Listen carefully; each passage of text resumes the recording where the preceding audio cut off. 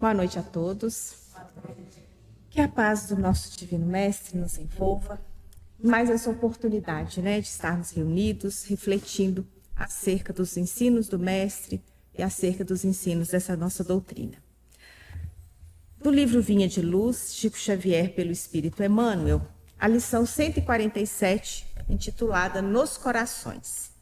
Recebei-nos em vossos corações. Paulo, segundo aos Coríntios 7, 2.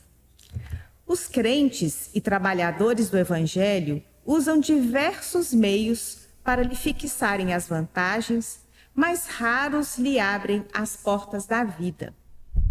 As palavras de Paulo, de Pedro, de Mateus ou de João são comumente utilizadas em longos e porfiados duelos verbais, em contendas inúteis, incapazes de produzir qualquer ação nobre. Recebem outros as advertências e luzes evangélicas, à maneira de negociantes ambiciosos, buscando convertê-las em fontes econômicas de grande vulto. Ainda outros procuram os avisos divinos, fazendo valer princípios egolátricos em polêmicas laboriosas e infecundas. No imenso conflito das interpretações, dever-se-ia, porém, acatar o pedido de Paulo de Tarso em sua segunda epístola aos Coríntios. O apóstolo da gentilidade roga para que ele e seus companheiros de ministério sejam recebidos nos corações. Muito diversa surgirá a comunidade cristã se os discípulos atenderem à solicitação. Quando o aprendiz da Boa Nova receber a visita de Jesus e dos emissários divinos no plano interno, então a discórdia e o sectarismo terão desaparecido do continente sublime da fé. Em razão disso, meu amigo, ainda que a maioria dos irmãos de ideal conserve cerrada a porta íntima, faze o possível por não adiar a tranquilidade própria. Registra a lição do Evangelho no ádio do ser.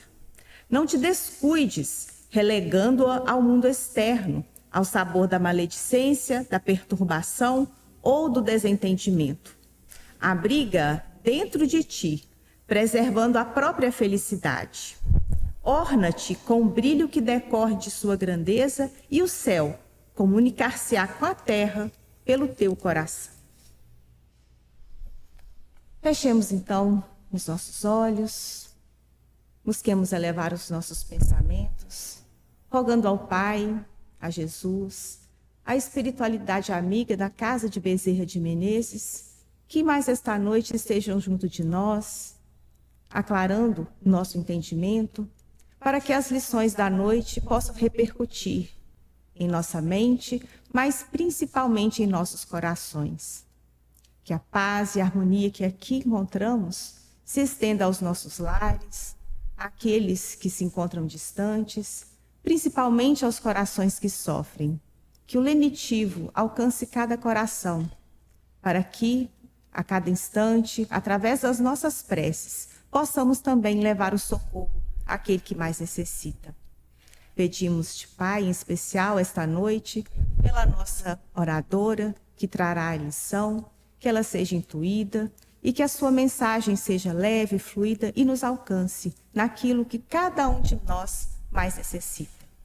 Fica conosco então, Mestre, não só hoje, mas cada instante das nossas vidas. Que assim seja.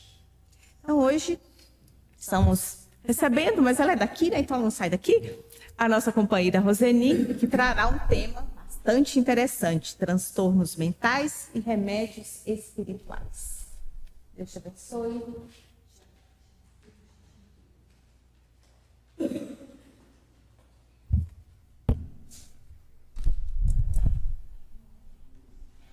Boa noite, meus irmãos. Eu gosto muito de ler, gosto muito de aprender, né? Porque eu acho que aprendizado, além de não ocupar lugar, enriquece muito a gente. E o meu atual aprendizado, esse ano, se Deus quiser, eu concluo, é a psicanálise. E por orientação de um amigo espírita, né? Eu acabei adquirindo esse livro aqui, Transtornos Mentais e Remédios Espirituais. Esse livro, ele é do nosso irmão espírita Rafael Papa, que também é psicólogo. E ele escreveu esse livro aqui, né, psicografou, através do espírito Hamed. E isso aqui, gente, é muito enriquecedor. Por quê? Pelo período que nós estamos vivendo, né, de transição planetária. O que é a transição planetária? É esse momento que o nosso planeta está passando, deixando de ser um planeta de expiações e provas, como vibracional, né? O nosso planeta está se elevando nas hierarquias dos mundos e ele está entrando na vibração de planeta de regeneração. O que isso significa? Significa que o mal, ele não vai encontrar eco nos corações dos espíritos encarnados e dos desencarnados. Que nós teremos muito mais forças em nós para resistirmos ao mal. Ele ainda existirá, mas não com a intensidade de hoje, né? Só que o que acontece? Nós sabemos que esse momento, ele é tão conturbado que ele prevê dificuldades muito grandes para todos que estão na Terra neste período. No livro Obras Póstumas, no texto chamado Regeneração da Humanidade, diz assim: e como se a destruição não caminhasse bastante rápida, ver-se-ão os suicídios se multiplicarem numa proporção inaudita até entre as crianças. A loucura jamais terá ferido um maior número de homens que serão antes da morte riscados do número dos vivos. Estão aí os verdadeiros sinais dos tempos. E tudo isso se cumprirá pelo encadeamento das circunstâncias, assim como dissemos, sem que sejam em nada derrogadas as leis da natureza. Então aqui ele fala que o suicídio iria se multiplicar. Nós sabemos que suicídios não são divulgados. A imprensa não divulga suicídio, os blogueiros não divulgam suicídio, mas todos nós temos informação de que o suicídio está realmente em um número muito acentuado. Muito acentuado. E é como se as pessoas não tivessem mais esperança que tudo passa, que tudo vai melhorar, que amanhã é um outro dia. Principalmente, diz aqui, entre as crianças, e nós temos visto isso. Agora aqui fala que a loucura jamais terá ferido um maior número de homens. O texto é de 1866. Essa expressão loucura, ela nem é usada mais hoje, porque a loucura, ela significa a perda total, né, de identidade, de capacidade de refletir, de sanidade mental.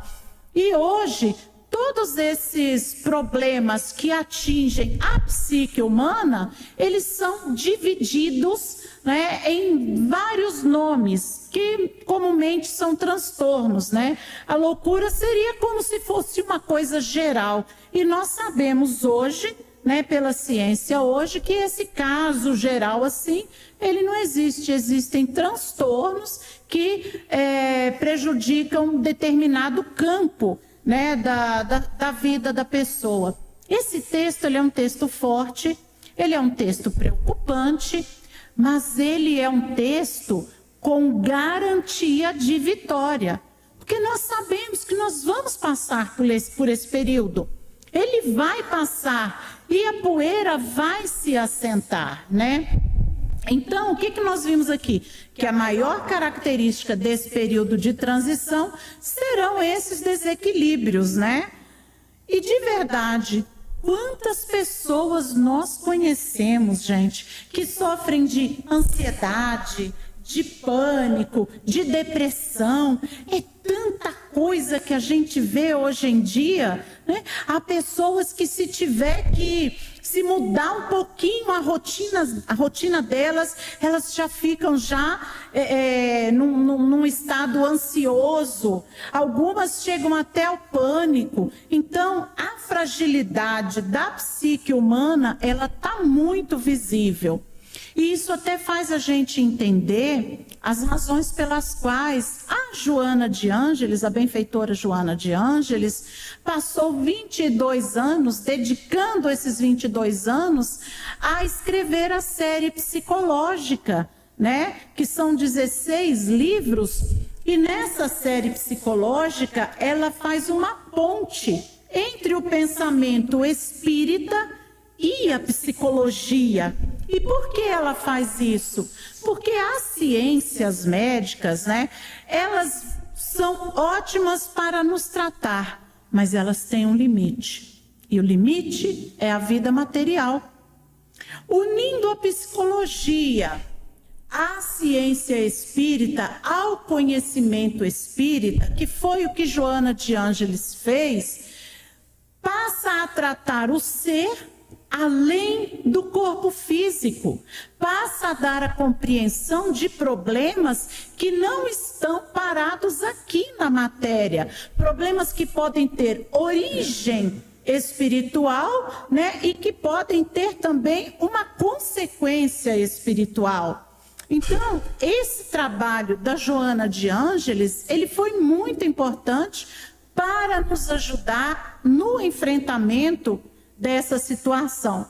E assim, a gente, além de ver esse trabalho da Joana de Ângeles, tem uma outra coisa que a gente observa também, que é muito grande. Por exemplo, aqui na casa nós temos a doutora Andréia, que antes de se formar em medicina, estudou psicologia. Nós temos a Mônica, que também é psicóloga. O que eu tenho observado? Um número enorme de espíritas se dedicando ao estudo da psique humana, se dedicando ao estudo da psicologia, da psiquiatria, da psicanálise, das terapias que podem auxiliar. E isso não é por acaso.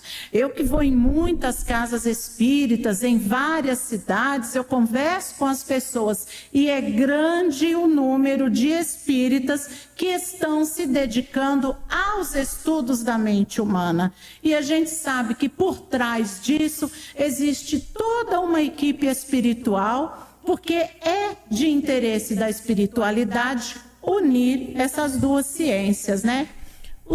Os ensinamentos espíritas aliados às ciências que estudam a psique humana, juntos, eles nos auxiliarão nesses momentos de transição.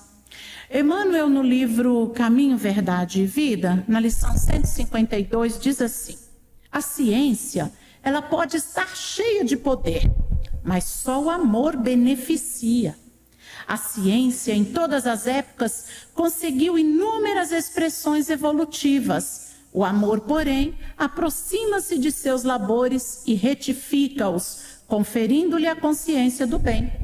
Não duvidamos de que a primeira, a ciência, bem interpretada, possa dotar o homem de um coração corajoso. Entretanto, somente o segundo, o amor, pode dar um coração iluminado. Então, quando se junta coisas tão grandiosas assim, o resultado também é grandioso, né? E nós, meus irmãos, nós que estamos aqui agora, nós somos fruto, somos resultado das nossas experiências. Tanto das experiências que vivemos nesta encarnação, como das experiências de encarnações anteriores. Nós somos frutos dos nossos sucessos e dos nossos fracassos, né? Nós somos frutos também dos fatores sociais, porque os fatores sociais que cada um vive influenciam nas atitudes de cada um. Outra coisa que influencia muito o pensamento humano foi essa ideia de Deus que foi passada durante séculos, esse Deus antropomórfico, que é um Deus com atributos humanos, um Deus que se ira, que se vinga, que destrói. Isso também acaba causando em pessoas que têm grande religiosidade algum transtorno, porque as pessoas sentem medo, elas erram e ficam assustadas. Agora eu estou condenado, como é que eu vou enfrentar essa situação? Agora eu estou perdido. Então esse Deus emocional distorcido também contribui para a ausência de esperança. O estilo de vida materialista, a ambição excessiva, porque a ambição não é ruim. O ruim é quando nós priorizamos a ambição nas nossas vidas. Eu quero ter isso, eu quero ter aquilo, e isso é o centro da vida, né? A pessoa corre atrás apenas de adquirir os bens materiais. Esse excesso prejudica a vida. O egoísmo também aumenta muito os transtornos que nós desenvolvemos em nós. Os transtornos emocionais, os transtornos mentais. E nós podemos acrescentar a tudo isso aí que foi falado, o estresse, a genética, a nutrição. Mas a nutrição também influencia? Sim, influencia, porque nós somos um corpo material. Nós habitamos um corpo material, que é química, é composto de células, moléculas, é química aqui dentro. E a depender daquilo que você ingere, a sua química pode não funcionar harmonicamente. Pode dar um problema, e isso pode sim afetar o equilíbrio da pessoa, né? Então, são muitos, mas muitos mesmo, os fatores que contribuem para que a gente perca o equilíbrio. Por outro lado, a medicina e a psicologia, por melhor que cuidem na atualidade do corpo físico, elas não estão preparadas para socorrer a alma. A dor da alma, a dor do espírito, né? Que adoeceu no campo psíquico, mas como uma consequência de algo que o espírito trouxe, né? Então, algumas dessas doenças, elas estão enraizadas em aspectos espirituais. E quando a gente traz isso para o campo espírita, a gente identifica as causas desse adoecimento em processos obsessivos, né, que as pessoas enfrentam, que agravam a saúde mental, a ausência de educação mediúnica. Tem muito médium por aí que, por falta de educar a mediunidade, está em desequilíbrio. Por quê? Porque o médium é uma tomada. Na tomada, está ali uma tomada. Você vai ligar ali o que você quiser. Você vai ligar um celular para carregar, você vai ligar um ventilador, você vai ligar um microfone, você vai ligar o que quiser. E assim é o médium, é uma tomada. Só que se ele não estiver atento e vigilante, o que vai ligar nele não é coisa muito boa. Então isso também causa transtorno. E a ausência de trabalho no bem. Meus irmãos, muitas vezes, quando a gente coloca a nossa dor de lado para socorrer alguém, a gente recebe um anestésico ali para a nossa própria dor. Ajuda muito. Então, tudo isso pode colaborar. Vejam que cena interessante que o André Luiz narra no livro No Mundo Maior. Ele e Calderaro fizeram uma visita a uma instituição psiquiátrica aqui, do plano material, ok? Quando eles chegam nessa instituição, eles foram visitar uma determinada pessoa que estava internada lá, porque o filhinho dessa pessoa fazia muitas preces, a esposa fazia muitas preces. Então, em atendimento às preces, às rogativas da família, foi lá essa equipe. E André Luiz na condição de aprendiz, Calderaro na condição de instrutor. Assim que eles pararam diante do leito do paciente em específico que eles foram visitar, eles perceberam que o paciente estava agarrado, quase que colado a um espírito desencarnado. E o interessante é que do espírito saíam fios tênues que se ligavam no encarnado. Então, por exemplo, aqui do frontal do espírito saía fio que ligava ao frontal do encarnado, né? Do laríngeo do espírito saía fio que ligava ao laríngeo do encarnado. A mesma coisa nas outras regiões do corpo, cardíaco, gástrico, todo ligado. O que é isso? A gente usa a expressão incorporar, né, espírito, e incorporação mesmo, isso não acontece.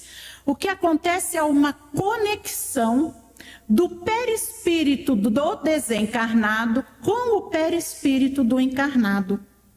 Quando existe sintonia entre esses espíritos, a conexão ela acontece no nível desse aqui que André Luiz viu, que é uma sintonia perfeita. Analisando as energias que passavam pelo cérebro do encarnado e ali pelo perispírito cerebral do desencarnado, André Luiz viu que as energias eram idênticas. O que isso quer dizer? Sintonia de pensamentos. E quando uma obsessão desse nível acontece, dos espíritos se unirem assim, acaba acarretando uma simbiose. A simbiose, gente, é quando eles passam a se nutrirem um ao outro. A energia de um sustenta o outro. E esse é dos casos mais graves de obsessão, que fica muito difícil de se romper, né, de se desligar. É como aquele exemplo que Emmanuel deu da rosa e do espinho, Então, a mesma seiva que sobe pelo caule e alimenta a flor, a rosa que está lá na ponta do caule, alimenta também os espinhos. Então, ambos ali, o espírito encarnado e o espírito desencarnado, se alimentam da mesma energia, que é a simbiose. Esse caso, meus irmãos, serve para ilustrar como que a influência espiritual pode dar início ou agravar alguns tipos de transtornos. A gente às vezes vê a pessoa falando assim, eu ouço vozes, a voz me manda fazer isso, né? Que é tratado como esquizofrenia, certo? Muitas vezes não é. Muitas vezes realmente ali existe um espírito falando com a pessoa, né? Então, num caso desse, a gente teria que recorrer à ciência da terra, da matéria, e à terapêutica espírita, porque é uma união de forças, né? E esses tratamentos, eles devem ser conduzidos de forma contínua e não fragmentada. E isso é uma experiência que nós vivemos aqui na casa. Quantas pessoas vieram aqui, iniciaram o tratamento de magnetismo aqui, né, Ana? E na primeira melhora a pessoa não volta mais. E não é assim que funciona. A pessoa tem que continuar vindo. Ela vai sentir uma melhora? Sim, mas ela só deve parar de vir quando alguém disser para ela, olha, agora está ok, né? Então, o tratamento ele tem que ser contínuo, ele não pode ser fragmentado. Isso acontece porque, às vezes, por preconceito, muitas pessoas que entram aqui, entram ainda cheias de preconceito, ou vergonha de alguém ver e identificar que a pessoa está entrando em uma casa espírita, por não dar atenção às orientações que recebem aqui. Enfim, os motivos são muitos, né? Mas vamos voltar aos transtornos. Os transtornos, meus irmãos, eles são muitos. Mas para citar alguns mais comuns, nós podemos citar aqui o transtorno de depressão maior, transtorno de ansiedade, de pânico, de espectro autista, o transtorno de déficit de atenção e hiperatividade, transtorno de personalidade narcisista, transtorno de personalidade borderline, é muita coisa, né? E quais seriam os remédios?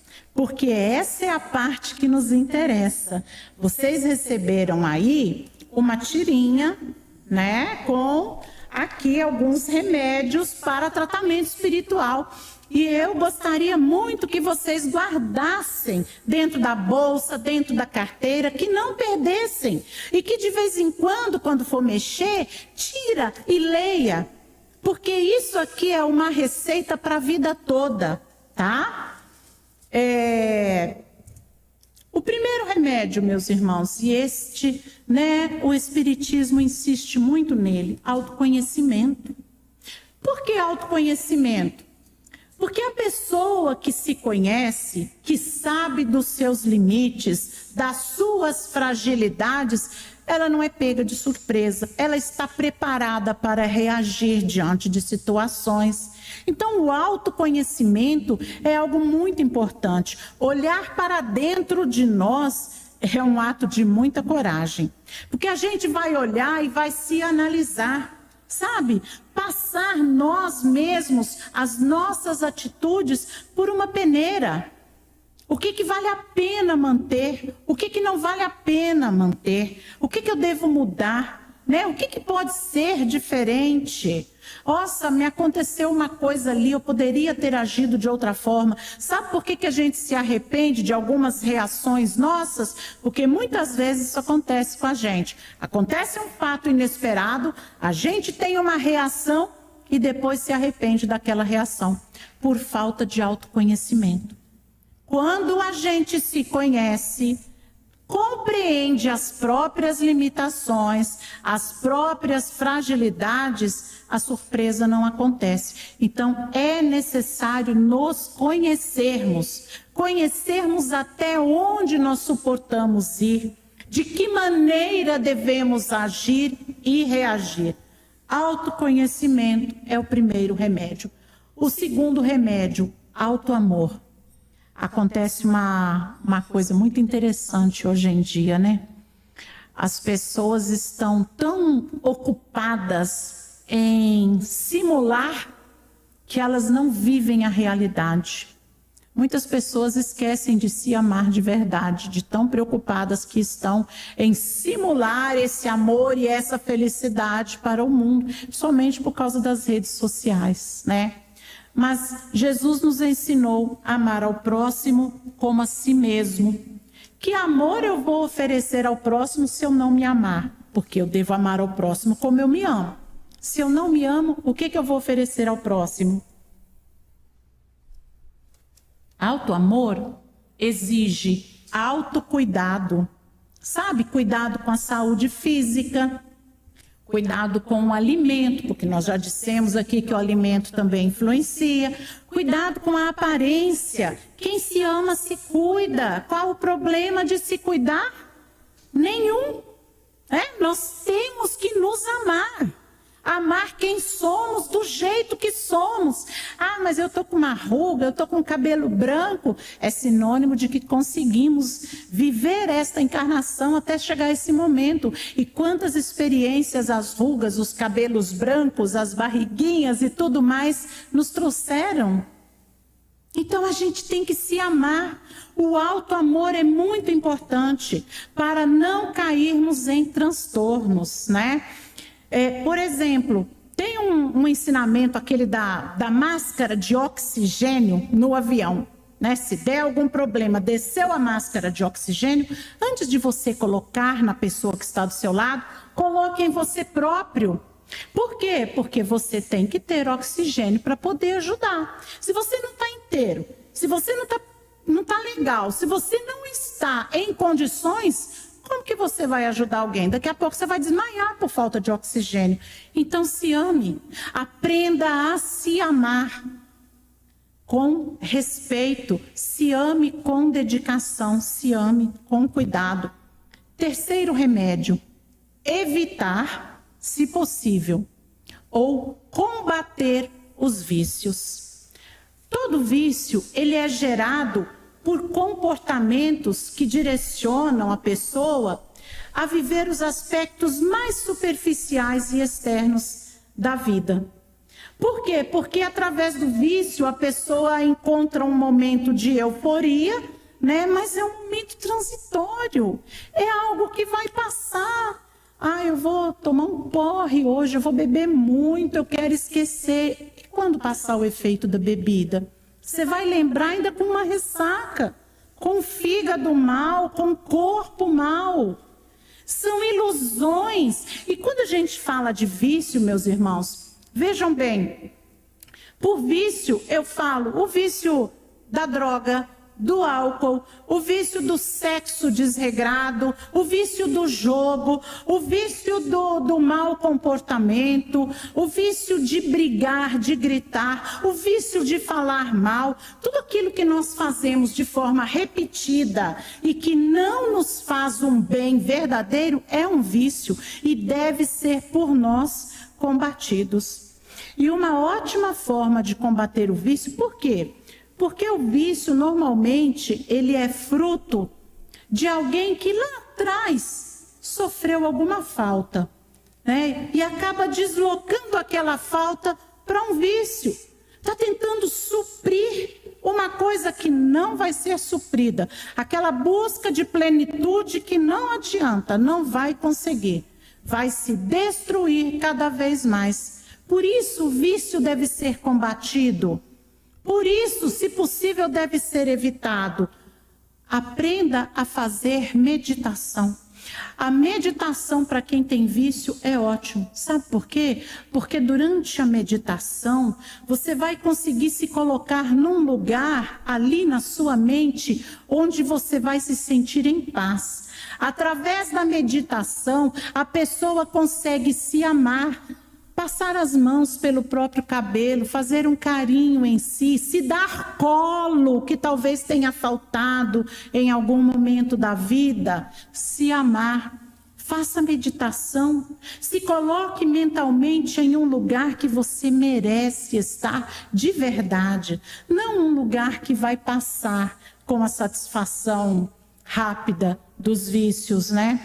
Busque apoio de alguém de confiança. Converse, abra seu coração, não tenha medo de falar. A catarse cura muitas dores. Quando a gente começa a falar e consegue botar para fora aquilo que nos incomoda, em muitos casos a cura chega. A Casa Espírita oferece esse tipo de atendimento através do atendimento fraterno. Quem desejar, quinta-feira, das 14 às 16, estamos aqui de plantão. Então, meus irmãos, buscar apoio, fazer a meditação ajuda no combate aos vícios. Quarto remédio, perdão. Um assunto sempre delicado é perdão. Por quê? Porque o perdão, ele fala sobre circunstâncias que nos feriram, né? Que deixaram cicatrizes em nós. O perdão, ele é algo difícil da gente administrar. Mas o perdão, ele rompe algemas emocionais. E quando a gente fala de perdão, é necessário saber que é perdão para o próximo e perdão para nós. Porque muitas vezes carregamos culpas por algo que fizemos que não nos beneficiam em nada. Carregar culpa não é benéfico. Se existe algum erro que te dói, repare da melhor forma possível. Tudo aquilo que a gente faz para o próximo reflete em nós. Carregamos cada um de nós as nossas falhas, as nossas fragilidades. Não tem problema. Aqui nesse plano não existe ninguém perfeito. A gente não tem que ficar se culpando, se martirizando, porque um dia errou. Recomeça, é a melhor coisa, né? Então, perdoar quem nos feriu e perdoar a nós mesmos, gente, é curador. Quinto remédio, esse nós já até falamos um pouquinho, superar o materialismo excessivo, né? O ser humano, em todos os pontos do globo, ele tem aquela sede visceral de acumular bens materiais. É uma coisa que está muito unida, né, ao humano encarnado. E a busca pelo prazer que a matéria pode oferecer, ela é grande em nós, parece que é até meio instintiva. Porque se a gente refletisse bem sobre essa busca, não cometeríamos excessos, né? No entanto, existem pessoas que se contentam com o que têm. E essas pessoas vivem bem, sem o peso do ter que ter, né? Sem o peso de ter que ficar lutando muito para conseguir aquilo. E é analisando essas pessoas, mas analisando mesmo, de forma imparcial, que nós vamos conseguir o equilíbrio, chegar no meio termo. Até que ponto eu devo trabalhar para construir o meu sonho? A gente conversava outro dia, uns amigos, e eu me lembro de um exemplo que foi citado de uma pessoa que durante anos conseguiu construir com muito trabalho uma casa linda e maravilhosa, que era motivo de orgulho para aquela pessoa.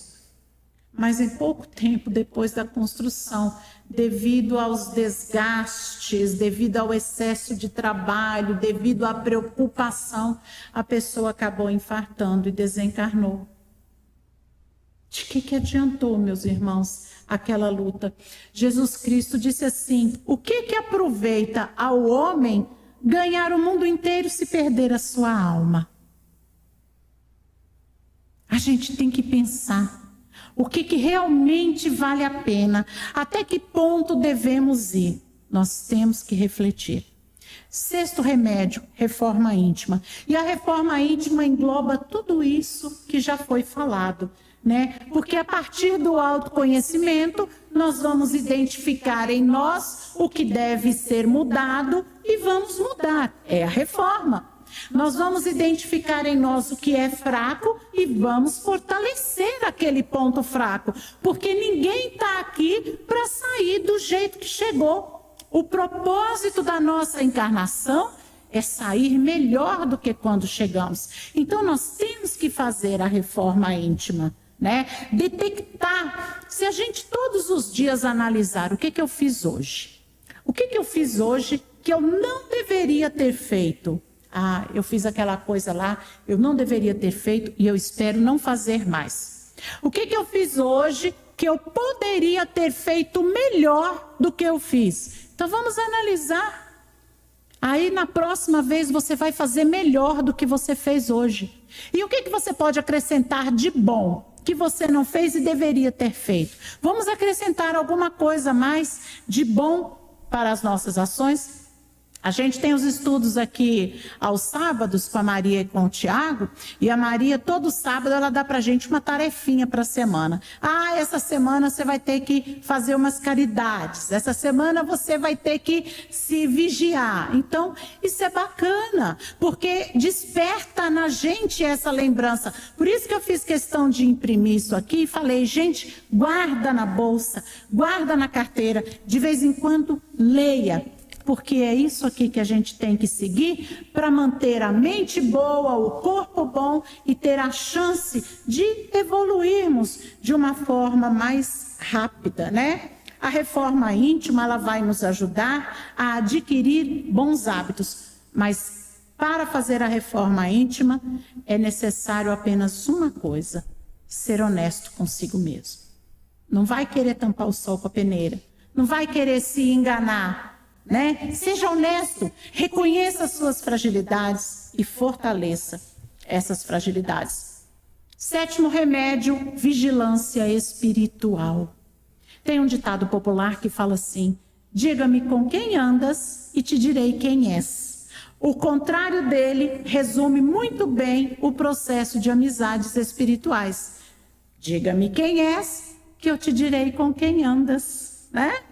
Então, aquilo que nós pensamos, que nós emanamos, vai ressoar nas companhias espirituais que nos cercam. Nós sabemos disso. A gente não viu o caso lá do jovem que está na instituição psiquiátrica com o espírito agarrado a ele, conectado pelos centros vitais? Por quê? Sintonia de pensamento. Se você é uma pessoa de bons sentimentos, não deseja o mal de ninguém, você tem o coração bom, o ambiente que te cerca é esse. Ao seu redor são esses espíritos com essa sintonia que vão estar ao seu lado. Agora, entra numa faixa mais baixa. Sinta raiva, desejo de vingança, eu quero pegar, eu quero matar, eu quero quebrar. Vocês já observaram o efeito manada, como que funciona? Uma pessoa começa a brigar, aí vem outra, aí vem outra. O que é isso, meus irmãos? Sintonia. Estão todos naquela sintonia. E acaba acontecendo aquele efeito manada. Por exemplo, isso acontece muito, por exemplo, em estádio de futebol, né? Um começa a brigar, dali a pouco vem outro e outro, e dali a pouco está aquela confusão generalizada. Se nós não tomarmos cuidado com os nossos pensamentos, com as nossas emoções, né? Até com a música que ouvimos, os filmes que assistimos, os livros que lemos, porque tudo o que passa pela nossa mente cria sintonia com outras mentes, encarnadas ou desencarnadas. Então a gente tem que ter vigilância espiritual. E Jesus nos disse: vigiai e orai, para não cairdes em tentação, né? É muito difícil essa vigilância. Eu reconheço que é. Eu tenho certeza que a maioria reconhece que é. Porque há momentos em que, quando a gente percebe, o leite já derramou, né? A gente tem que se manter atento. A gente tem que se manter atento. Porque nós mesmos atraímos para nós os problemas que vivenciamos, né? Oitavo remédio vem desse daí, que é a oração. Porque a oração, ela é terapêutica. A oração, ela tem grande relevância nas nossas vidas. E a gente pensa assim: eu vou acordar e vou fazer a minha prece, né? E na hora de dormir também eu vou fazer a minha prece. Mas a gente tem que lembrar que o que pensamos, o que sentimos, também é uma forma de prece. Porque não adianta você levantar de manhã e fazer uma prece, sair ali na rua e chutar o cachorro. Está entendendo? A prece, ela é um ato contínuo. A prece é o dia todo, são todas as suas ações. Não adianta você pedir a Deus para te proteger e sair prejudicando alguém, e sair falando palavrões, e sair se sintonizando com coisas baixas. É você que tem que se elevar. Não é Deus que vai descer até você. Não é a espiritualidade que vai descer para te proteger. É você que vai se elevar até a espiritualidade mais alta.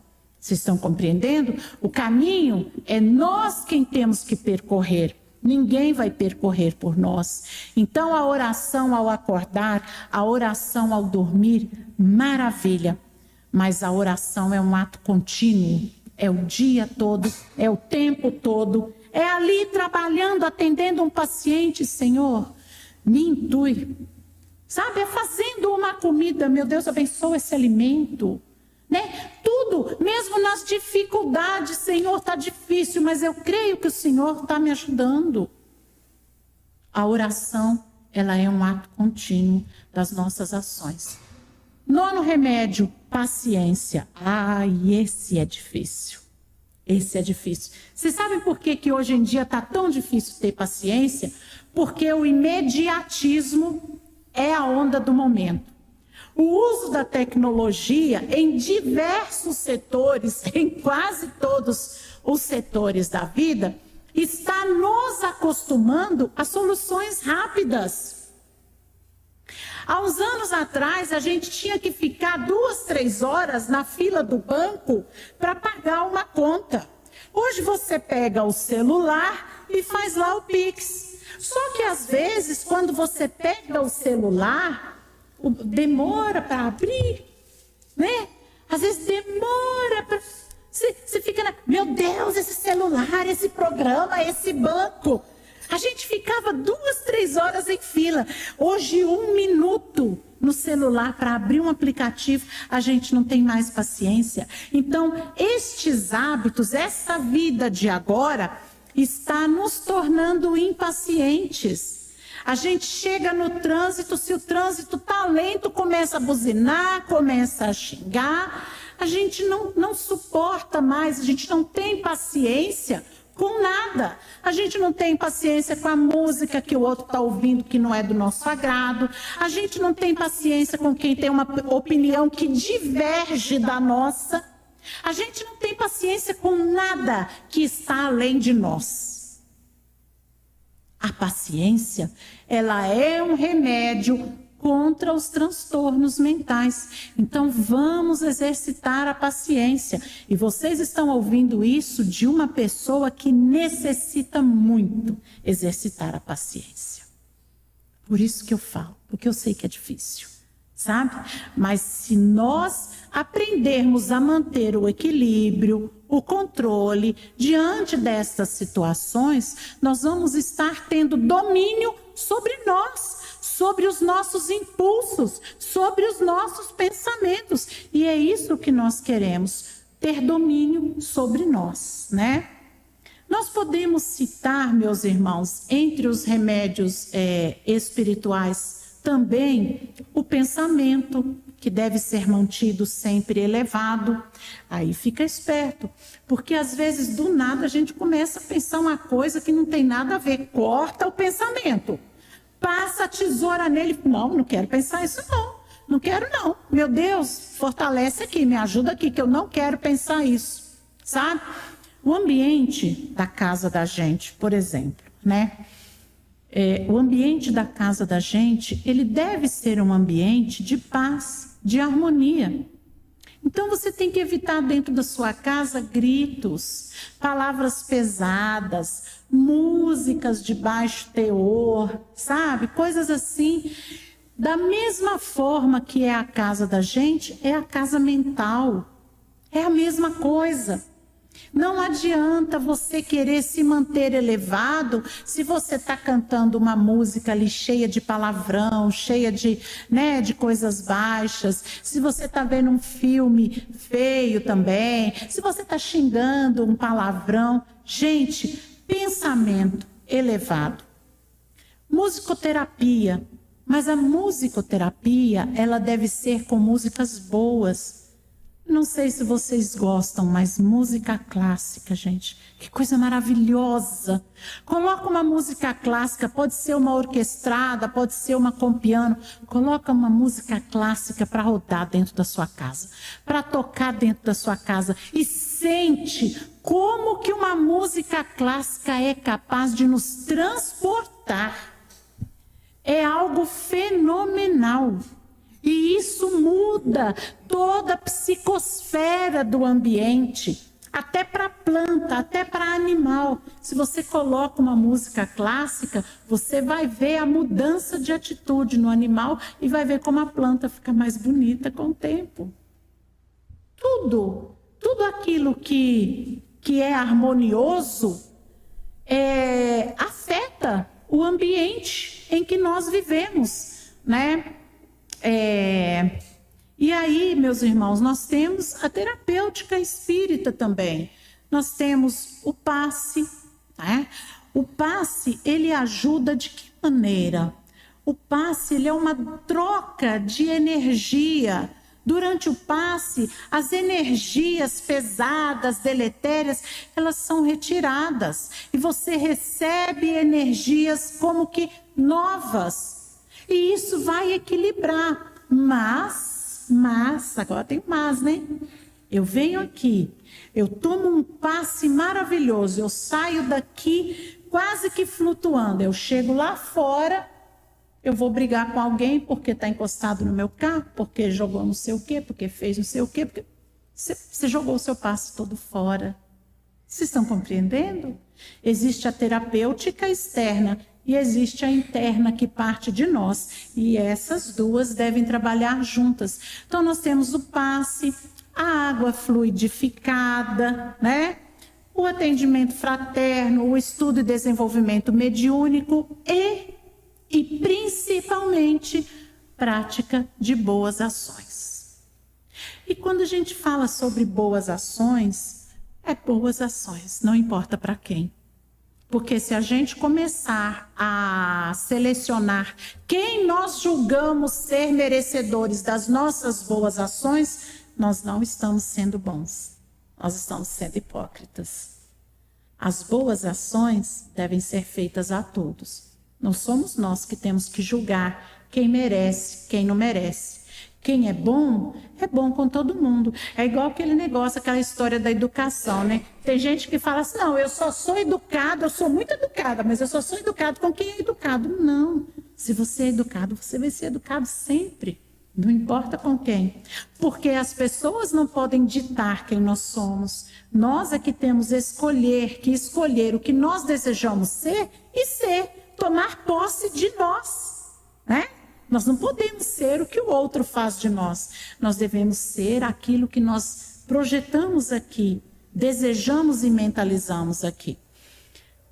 Nós reconhecemos que a origem dos problemas da psique humana se encontra em muitos casos em encarnações anteriores, em conexões espirituais, e tudo isso prejudica o corpo material.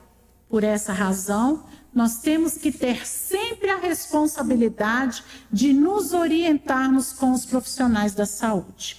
A terapêutica espírita não exclui nunca o tratamento médico convencional, ok? Ninguém tem o direito de fazer com que a pessoa interrompa um tratamento médico, a não ser o próprio médico, tá? Porque na casa espírita nós tratamos do espírito.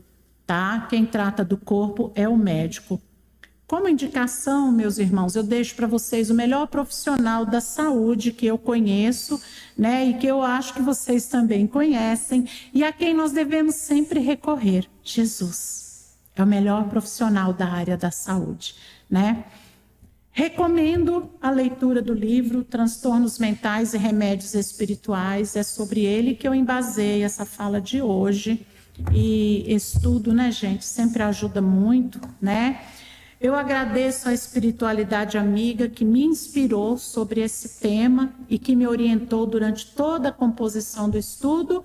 Agradeço ao nosso irmão Rafael Papa, né, que inclusive está combinando uma live comigo. Eu vou avisar vocês do dia e da hora, né? E eu rogo a Jesus que envolva todos nós em vibrações de muita luz e de muita paz.